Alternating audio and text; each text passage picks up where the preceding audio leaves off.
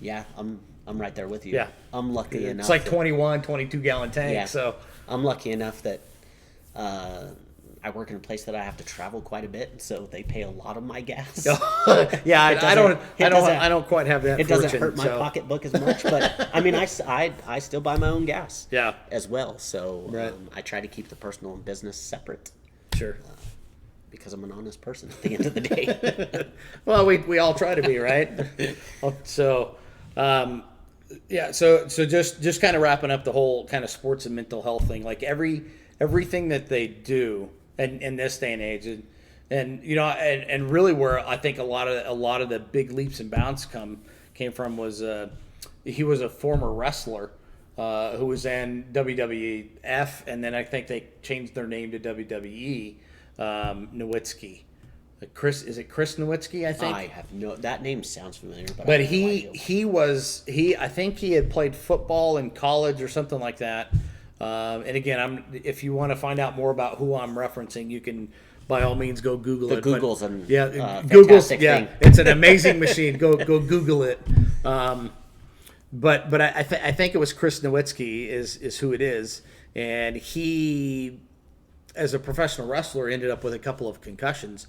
And so with that, he decided, you know what, as much as I love this industry of sports entertainment, he's like, I can't do this. Yeah. Because I believe he's a graduate of either Yale or Harvard. I'm not real sure. I can't remember. I think it's Harvard, but I'm going to let you use the Google machine and figure that out. But as part of what he has done, like he's gone back and done a lot of this research into the CTE, and I think a lot of the work that he's done is now used in the NFL for how they do the comparisons of the concussion and the protocol that they put these players in, because everybody thinks that's the same guys that are getting the concussions, and like it's anybody from the offensive line to the defensive line to special teams. Any of those guys can have.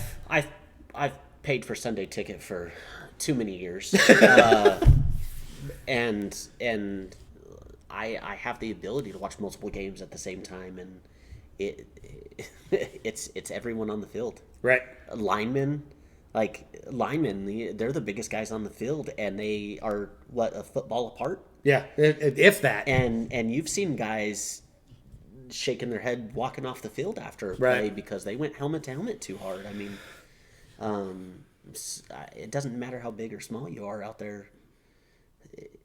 If you take that helmet just a certain way, or hit it a certain way, or bounce off the turf a certain way. Oh, sure. And that's one of the things that I see a lot with receivers all the time, because you've got these guys that are extremely athletic going up and trying to make a play on the ball, a 50-50 ball. And I think if you watch ESPN, they call it "you got moss," right? So that's the thing, is go up and catch the ball at its high point.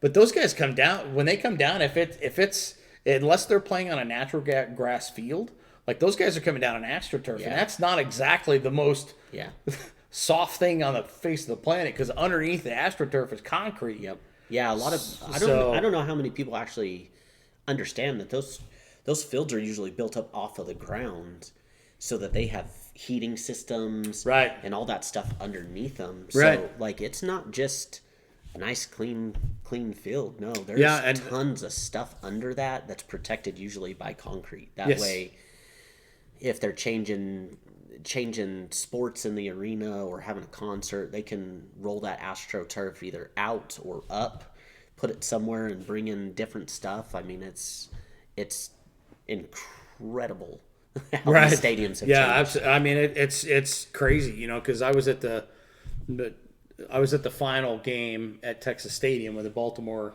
Ravens came in and just basically walked off with the Cowboys at that point. But then I've been fortunate enough to go back and see a football game at AT&T Stadium, and just looking at the difference in those, just not only the architecture alone, but just the technology that went into that. And so I know CeeDee Lamb, the receiver for the Cowboys, he ended up getting a concussion. I think it was in Washington when they played in the football team a couple of weeks ago, and that's on grass. That's and about the just right time and frame. just the way that he landed after catching the ball, and I saw a guy in a college football game yesterday. You could tell that his bell was rung after he got up, because he caught the ball in the corner of the end zone, and when he came down, you could just see his head hit, and it's that double motion of the head going back and hitting the turf, but then it's also it's almost like a whiplash effect too, because they're hitting the neck and then hitting the ground as well. I mean, Mahomes has had a couple concussions or concussion type things happen, and really his head didn't get hit that hard as far as I could tell. It was more like his neck just got wrenched back the wrong way. Sure. But then you go to like the Chiefs-Chargers game a few weeks ago. I think the Chargers have a natural field in that stadium, but that receiver in the back of the end zone went down just like any normal play. He had kind of hit his head on the turf, but it didn't seem like it was anything out of the norm, and he was froze up, and I think, I'm not sure who the broadcaster is. I'm not going to say who the broadcaster is. I think they showed too much of that. Oh, sure. Yeah. If somebody's out, you need to pan to something else. Yeah. Guys, we think these people are these like gods in front of us. Sure. But they have families at home, and I would hate to see one of my brothers out there Right. Stone cold on the ground. Yeah, well, and kind of along the same vein, when Dak Prescott got hurt last year and he broke his ankle, like that was probably one of the most gruesome football injuries I've ever seen. And once the broadcast booth kind of recognized what was happening, they kind of didn't go back and show it again. Yeah. But initially, like, they didn't know, because it was such a bang bang play, right? He's running away, the guy's grabbing him from behind. Yeah. And just the way the tackle occurred, right? Like it broke his leg, and so they do try to pan away from that, but sometimes it's it's always that sense, right? Like, well, what went wrong, right? So we're curious, right? Just like any other being on the planet, animals and whatnot. Like, you want to find out what happened, right? So like, you want to know, like, oh, well, how bad is it? Sure. Okay, let's check it out one more time. You check it out one more time. Like, it's like, okay. Yeah, let's not show that again. But then certain affiliates will show even more than that, and at some point you just you have to be smarter than that, I think, as a business, and shy away from some of that. Yeah, well, and because at the end of the day, it's a train wreck, and some people just absolutely love seeing train wrecks. Yeah. I'll never understand it, but it's just, it's this weird fascination, I guess. I used to watch NASCAR with my dad, right? Mm-hmm. And everybody always says you watch NASCAR for the wrecks. I don't know how true that is across NASCAR fans in general, but I can kind of agree with it. Like, I was a big Rusty Wallace fan for as long as I watched NASCAR. I don't watch it now. I get tired of watching the cars go round and round. But, well, it just seems like they're always going left. Yeah.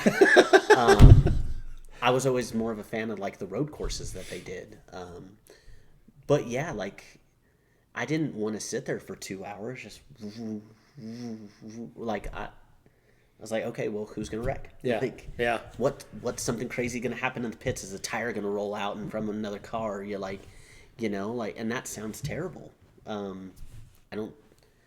don't think that way anymore. I'm not watching football to watch people get hurt. I wouldn't want anybody get hurt watching races. Right. I mean, well, that's, again, it's you watch things on TV, especially in professional sports or whatever, and the one thing that comes to mind talking about NASCAR is the wreck that killed Dale Earnhardt. Yeah. Like, you watch that and you're like, it wasn't anything. Yeah, it was just like, he kind of ran up, but no, you understand the science and understand. He hit that wall with a lot of force. Well, yeah, those cars are going 100 plus miles per hour. Yeah, he was closer to 200. Yeah, it was like 180, 185 miles an hour. He just kind of kind of sailed up and hit the wall, and it was a whole lot more catastrophic than that. Isn't that whenever they started redoing all the neck braces and everything? In Yeah, the cars and like everything? Like they had straps going across the top of the helmet, so that you could literally just look straight. His wreck was kind of like they had already been talking about the Hans device, the head and neck restraint, right?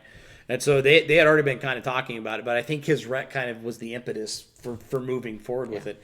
And so they have, I believe now they have the metal piece coming off the chair. Yeah. Where it's almost like blinders, and then they have it's like a strap that buckles into the I think it's a buckle that says, it's something like that. I don't know. And it just kind of keeps her head from moving forward, and that's that sudden impact. But it's crazy because he hit the wall, and it's like, okay, well, that's a normal wreck. That happens. Right. The next wreck, some guy's flying end over end. Right. Literally going ass over tea kettle. Yeah. Yeah. And he walks out of there fine. Yeah.